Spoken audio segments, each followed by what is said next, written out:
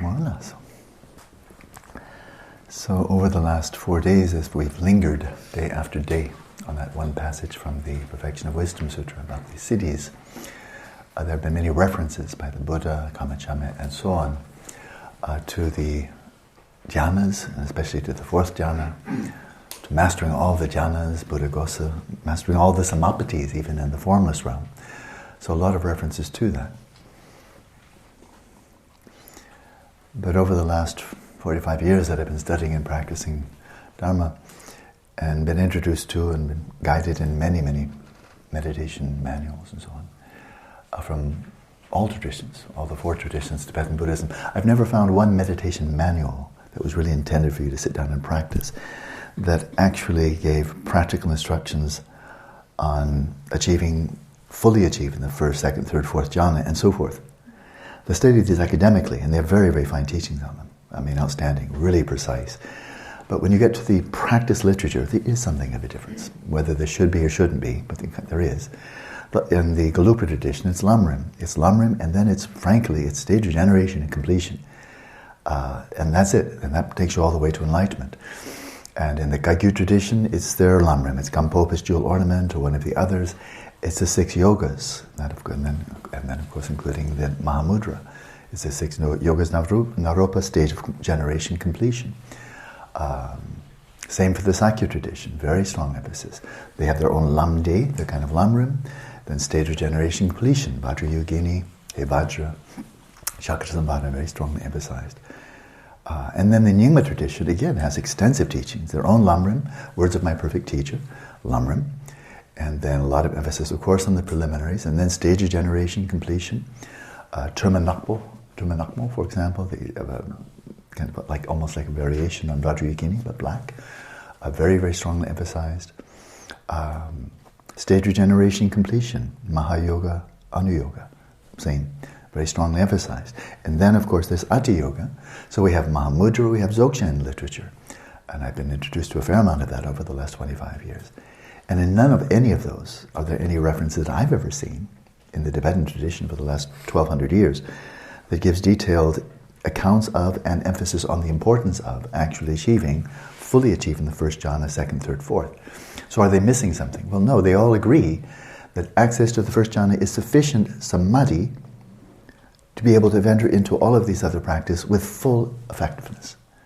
In other words, you reach the path, you receive the path, you come to the completion of the path. If you're following Bodhisattva Yana purely, just Sutrayana all the way, without any of these Vajrayana practices, then it's pretty clear. You go to the Abhisamaya Alankara, you do need to achieve all of those jhanas. And it also takes you 3 countless eons, from start to finish. That's the shorter version. The Dalai Lama said sometimes it takes 7. I'd be frankly disappointed after 3 countless eons if I suddenly went and put in and I'm one of the 7. Oh, geez, 4 more. That'd become a bit daunting to me, I think. But there it is. So if you're following the very gradual path, then yeah, you definitely, there's no question. The Bodhisattvas will achieve all of those jhanas, and especially on the advanced stage, the great stage of the Mahayana path of accumulation. They'll be coming in there. Big emphasis on the paranormal abilities there, the siddhis. But all of Tibetan Buddhism, there's every school, every sub-school, they're all using the Sutrayana as a launching pad for going into Vajrayana. Above all, stage of generation completion, and then Mahamudra Dzogchen to varying extents. And the point here being that all those siddhis, all those benefits that you would otherwise get step by step by step, getting of the jhanas and so forth, you pick up all of those in stage of generation and stage of completion. All the siddhis, all the benefits are there. They come by the by. With more advanced technology, that's really basically what it is. You can get it with a cruder technology, with the nimittas in the form realm and mastering all of that. It's brilliant because it's so transparent, It's just, I find it very inspiring just because I can really see it, I can understand it. But in a much more subtle way, profound way, and sophisticated way, drawing on the teachings of emptiness, realization of emptiness, drawing on the power of empowerment, of Guru Yoga, of visualization, of mantra, the chakras and the nadis. You've moved into a whole other dimension here. Frankly, it's higher tech, it's high-tech meditation. You get all the same benefits from stage of generation completion without practicing Mahamudra Dzogchen. It's a complete path. Tsongkhapa didn't teach Mahamudra Dzogchen. He certainly taught a complete path. No question. To my mind, there's no question about that.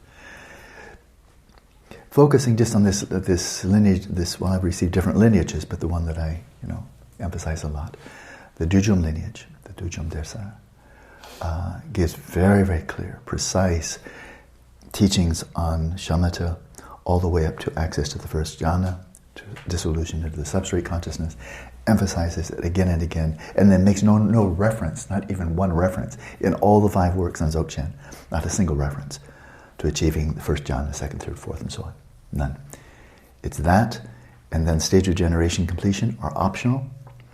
What is not optional is the shamatha is indispensable, realization of emptiness is indispensable, realizing rikpa indispensable. For some people that's actually sufficient. The really gifted ones, they don't even have to practice tutgyal.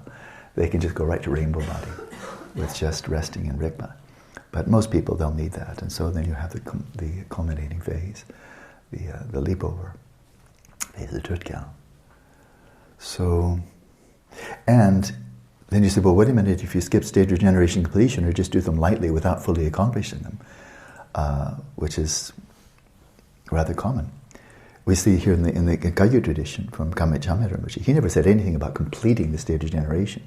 He gave the Chenrezig practice, very simple, no mandala, very simple, and then proceeded right from there to Shamatha, Vipashyana, and right into Mahamudra and Dzogchen and tutgyal, and then rainbow body. He never talked about, elaborate practices of stage of generation or completion. So then where does it come? And it comes very clearly, it comes all those cities, that depth of compassion, all the extent of wisdom, of so forth and so on, comes in the Dzogchen tradition from the Tekchut and the tutgyal. The cutting through to pristine purity, original purity of rikpa, the direct crossing over to the spontaneous actualization, all the cities come through there. And they come spontaneously. That is, you don't go out of your way to seek them. You're not doing any particular techniques.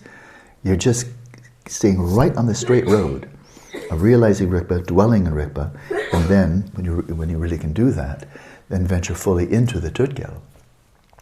And you don't do anything separate to develop siddhis or exosensual perception or anything. It just all comes spontaneously, right from the same main practice.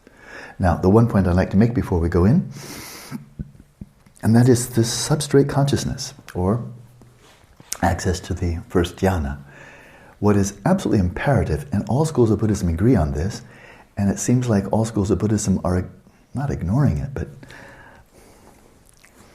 kind of marginalizing it, the importance of achieving this access to the first jhana.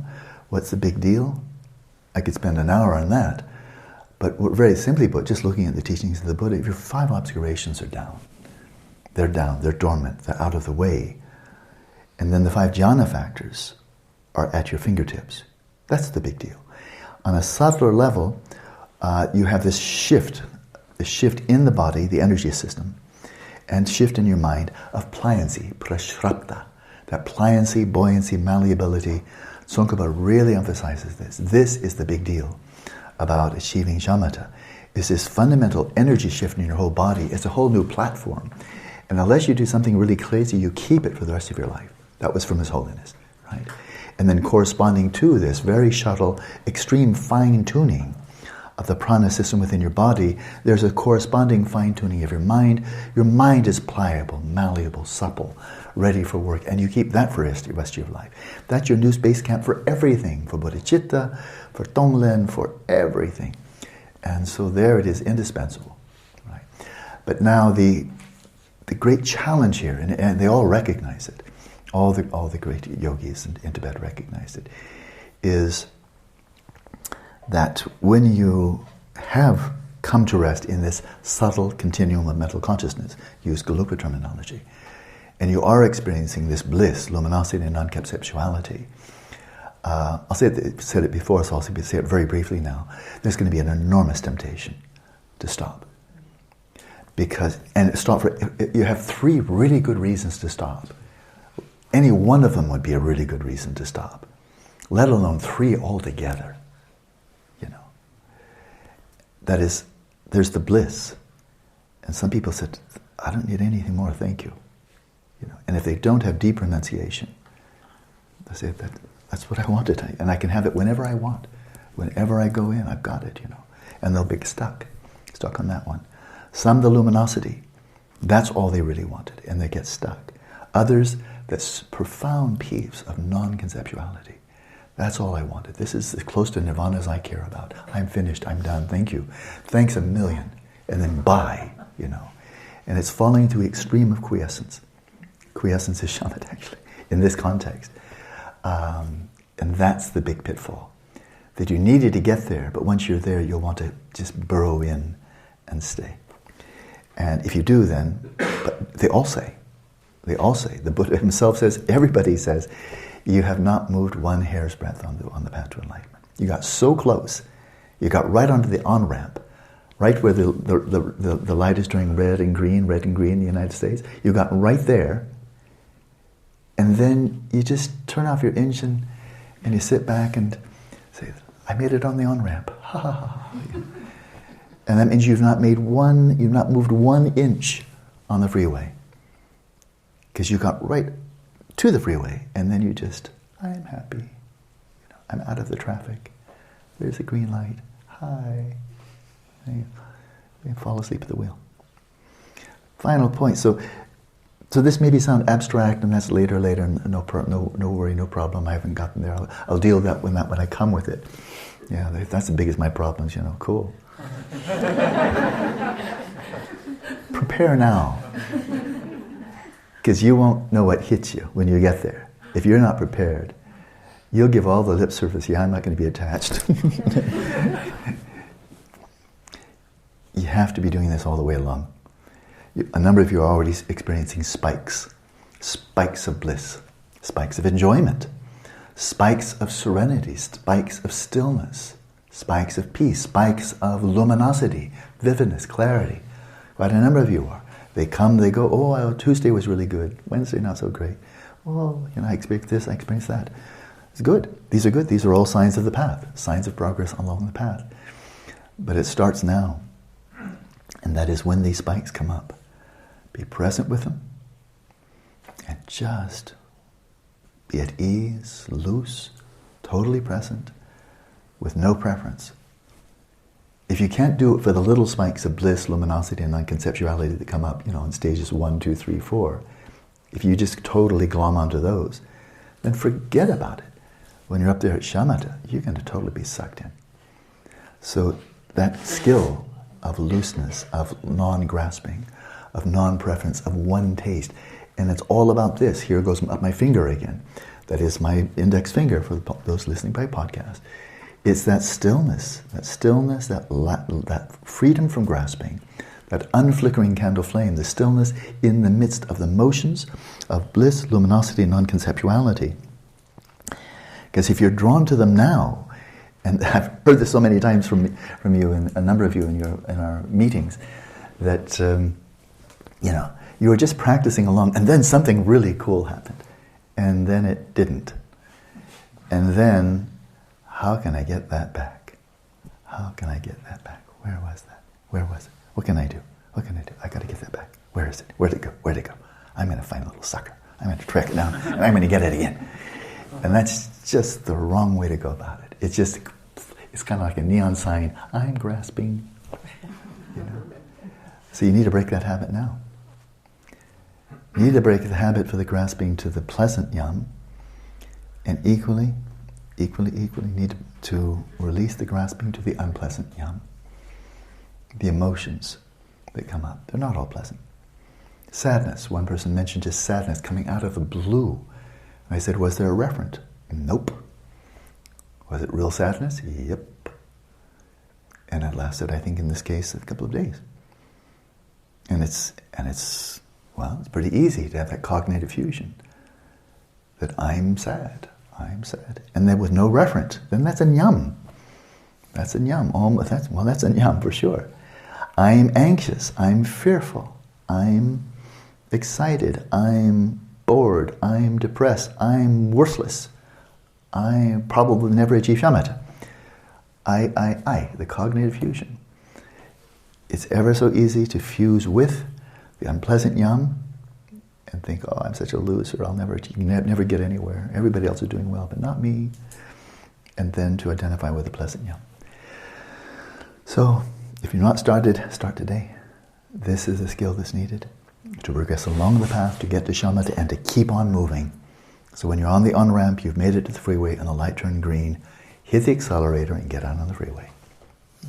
Don't stop. Okay. Well, also, let's go and practice. Let's have a silent session. I think you know what to do.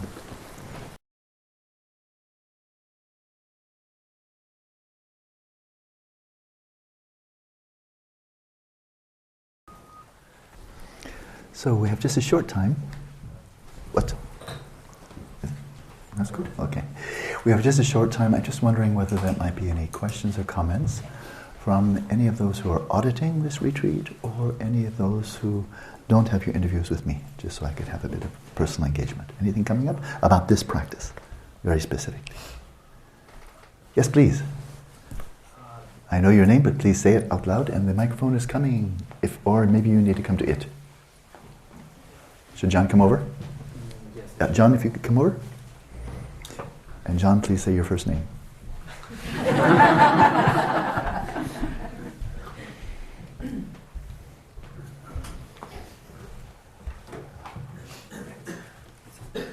John. Why don't you sit down?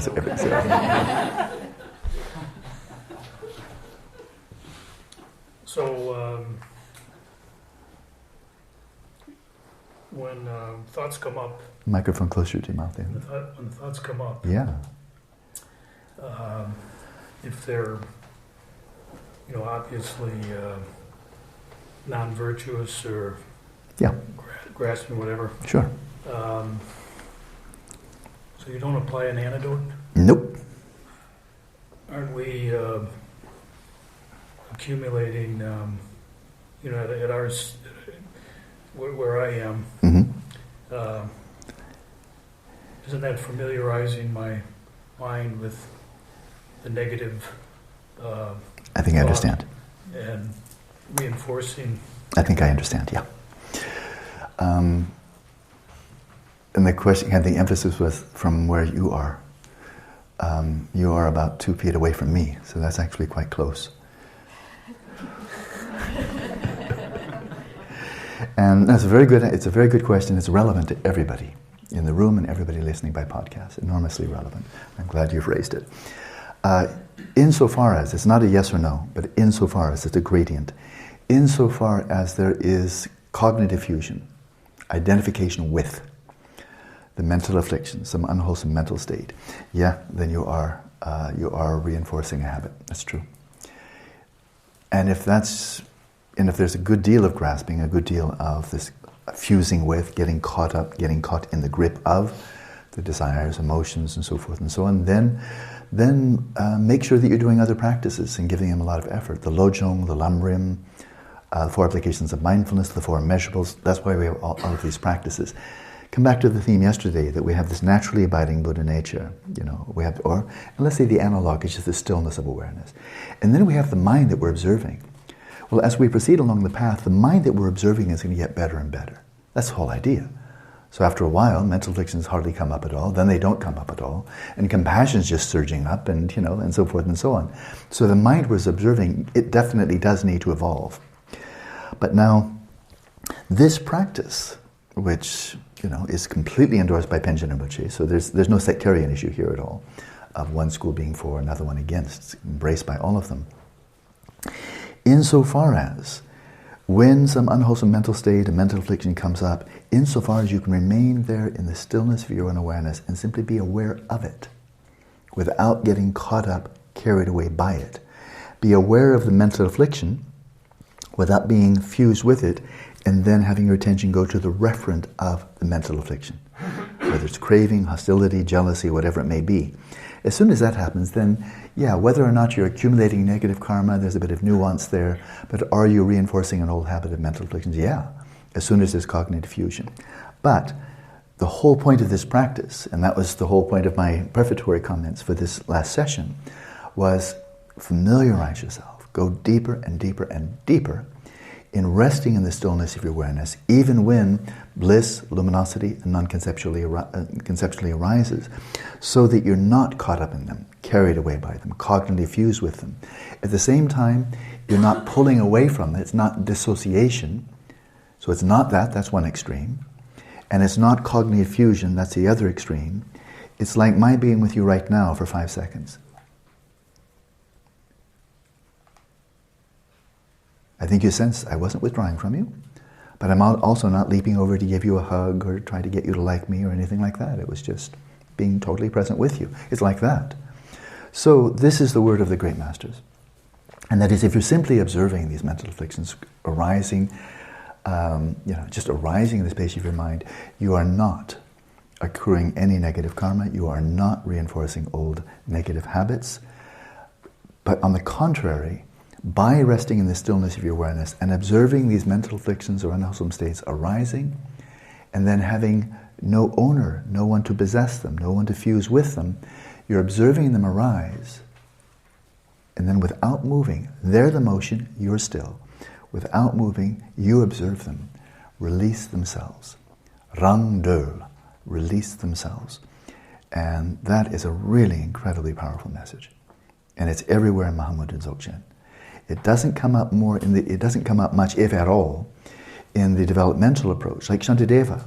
I mean, the revered Shantideva, I think you have some idea how profoundly I revere him. I don't recall his using the term rangdo in the whole text. But he gives this massive array, like a great physician, this tremendous array, this pharmacopoeia of all these ways of dealing with this mental affliction, all the way up to reification, up in the wisdom chapter, of how to remedy them, how to fix them. Okay, and Batu Rinpoche, and it's from him that Kunu Lama Rinpoche received the lineage of the Bodhisattva, who in turn received His Holiness, received it from him. The great Batu Rinpoche was a great Dzogchen master. He was a great Nyingma Lama, great Dzogchen master. And he taught Bodhisattva, I can't remember the exact number, I think 135 times during his lifetime. And he's a Dzogchen master. He said, what are you messing around with that? Why don't you just take Tekchut and Tutgyal? Well, because this is really good medicine. But it's not the only medicine. And so this is the complementarity. The yang of the Bodhisattva and the yin of Dzogchen, of Mahamudra. And that is simply being present with, in this subtle way, this unflickering candle flame of your awareness, and then observing them just coming up. And then it's almost like they're looking around for a host, like a mosquito that has malaria, looking around for somebody's blood to suck, and then not finding any, and they're just dying. They have short lifespan, and they're just dying a natural death. They do. These mental afflictions have a short lifespan, if they don't find a host. If they do find a host, they have have much longer lifespan than you do. They'll be around forever. So don't give them a host. They can come into your space, don't give them a host. And then they will just release themselves, and that will start to give you some real confidence. Gyatso Rinpoche once commented to a group of his students who'd been studying with him, practicing under his guidance for years and years and years. And he said, a number of you are still quite dissatisfied with your level of progress, that you thought you'd be further along the path and so forth. And I can tell you why you've not been progressing that much. Your lack of faith. But I'm not referring to your lack of faith in me or the Dharma, the Buddha, Padmasambhava. Your lack of faith in yourselves. That's what's slowing you up. Your lack of faith in yourselves. In Dzogchen, your ultimate refuge, your explicit refuge is Rigpa, and not somebody else's Rigpa. And not a Rigpa you'll have one day when you're really good, when you're Vijayadatta, what have you. The Rigpa's already there. And by seeing this for yourself, it's an inside job of faith. We can be very impressed by a teacher. Some teachers are magnificent. Gyawa Karmapa, for example, the 16th Karmapa, blew people away just by his sheer presence. His Holiness Dalai Lama, Dingo Khyentse Rinpoche, Dujun Rinpoche, Benno Rinpoche, Yangzhen Rinpoche, just being in the presence of these great beings can give rise to a lot of faith. But then, of course, they go away, you go away. Eventually they pass away. Now where's your faith? It may still be there. But if your faith is coming, and it's not yes or no, which one's right, it's fantastic to be inspired by such people. But once you find faith from your own continuum, and you see for yourself, not by somebody else saying something or what have you, you see by yourself from your own experience how your mind does have a capacity to heal, to release, to free itself when you're just not exacerbating the problem. And exacerbating the problem is identifying with every doggone thing that comes up. Everything. The good, the bad, the ugly, the neutral, the boring. Fusing with all of it. The Buddha said this is the root of suffering. This close cleaving to, this identification with our bodies, our mental states, processes. This is the root of suffering right there. That's Pali Canon. That's fundamental Buddhism. You've heard it before, I'm sure. And so we're going right to the taproot here, in this simple shamatha practice. And that is, okay, to the best of my ability, I'm going to stop doing that. And even if some mara comes up, some mara, some negative, like an embodiment of some real nasty stuff coming up, including afflictive uncertainty and so on, just to stare it right in the face. And in this practice, you don't even need to have a conversation. Vajira had a conversation. She applied Vipashyana. She's very bright. She conquered Mara with her Vipashyana. Because she came right back at him. He came up, she clobbered him. She knocked him out. He went away dejected and depressed. Man, she beat me up, But this one, Mara comes up. You just stare him down. Oh. Mara still goes away dejected. Oh.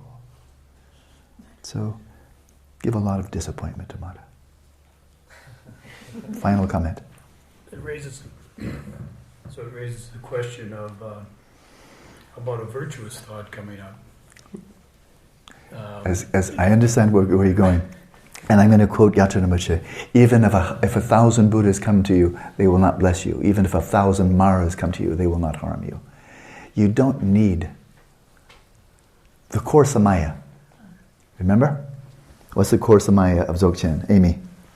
Look for the Buddha outside yourself. Do not look for the Buddha outside yourself. It comes in the Zen tradition when understood properly. If you see the Buddha, kill him. Okay? Now, I've seen one incredibly disgusting interpretation of that, where the guy hates religion and he said, if you see any religious aspect of Buddhism, knock it out. What? Nonsense. But of course that's not the meaning of these great Dzogchen masters or these great Zen masters, of course not. If you're reifying the Buddha as outside of yourself, Beate, if I say anything incorrectly, you know this much better than I. And I'm serious, if I say something right, please just jump right up. But my interpretation of Zen, in which I have no training at all, is that if you see the Buddha as something objective and you reify it, then kill it. You're not killing the Buddha, you're killing your reification, you're cutting the root of samsara by cutting and expecting the blessing is going to come from outside, something outside, like that, The Buddha is your own rikpa, the Buddha is your own Buddha nature. Right? And so even if a virtuous thought comes up in this practice, let it be. It came to your mind, it'll go right back in again, But this is just allowing the mind to heal, transform, such that the virtues, compassion, kindness, empathy, they just start flowing out. Bear in mind the highest type of compassion, and this is, again, accepted in all schools of Tibetan Buddhism, the highest kind of compassion is called mikpe nyingje, objectless compassion. And that's where there is no referent that one is identifying and reifying, and then wishing, may you be free of suffering, may you be free of suffering and the causes of suffering. This is still good. This is called tainted compassion, because it's still tainted by reification. That, these tragic people here in this part of the world, this person, I will pray for you, I will send you Donglen, I reified you reified you, I wish you to be free of suffering. It's certainly much better than malice. It's a virtue. But it's a much deeper virtue, to let your virtue be totally untainted by any kind of reification at all. Was that okay? Beate, do you have any comments on, was that okay what I said? Okay, thank you. Good. Very good. Very important question, Sean. Thank you. We'll do this again. We'll do it again. It's good. All right, enjoy your day. Let's continue practicing.